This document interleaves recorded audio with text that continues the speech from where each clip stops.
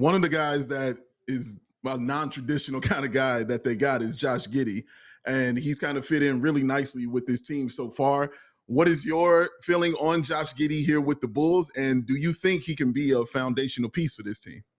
Josh Giddey was a guy that I loved early on in Oklahoma City because you'd watch him and you'd go, physically, the numbers he's putting up, they don't match up with what he looks like physically, right? You're like, man, this guy must just be so strong and smart, and he's always one step ahead of the game, right? And his passing is what kind of stood out more than anything else. He's a great ball mover. He just facilitates and promotes ball movement and player movement because he gets it and it's very decisive where it's going next. That is very good to get guys to want to run harder, cut harder, because he's going to keep the ball flowing. That's what stood out to me in Oklahoma City. And then he'd have these big scoring nights some nights too. You're like, okay, man, this guy can really play. And then toward the end in Oklahoma City, his perimeter shot completely left the building. He had no faith in it. He had no belief in it. He had lost confidence. Teams weren't guarding him in the playoffs. They got him off the floor during the playoffs because of it. And so I didn't know where he was going to be mentally after that, even changing teams in a new environment. The bottom line is Chicago, it's a big market city, man. There's a lot of media coverage. Fans are into it. So there's he's carrying some pressure with him of some failures offensively. And what I've seen is a guy that's closer to the version I really loved in Oklahoma City, more so than the guy that, you would look at the 15, 20 feet of space he had standing in the corner because they didn't have to guard him. And now there was a second guy in Shai Gilgeous-Alexander's lap because they weren't guarding Josh Giddey. And it was a problem for their offense. I'm seeing a guy that's closer to what he was at his best in OKC. And hopefully, I don't know how are the Chicago fans embracing Josh Giddey? Well, I think maybe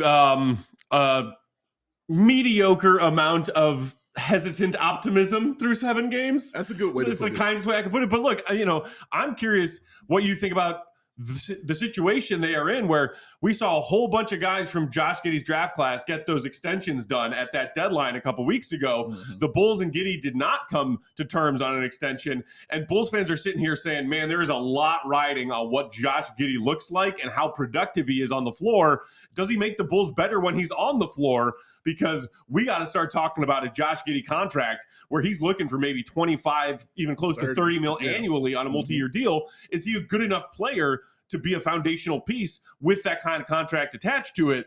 And again, it's a small 7-game sample size, but right now, Giddey is the Bulls are plus 21 through 7 games with Giddey off the floor and a minus 52 with him on the floor. Does that concern you at all? Because some Bulls fans are worried about Giddey being a net positive player that the Bulls are going to hand a big contract to next spring and continue building with.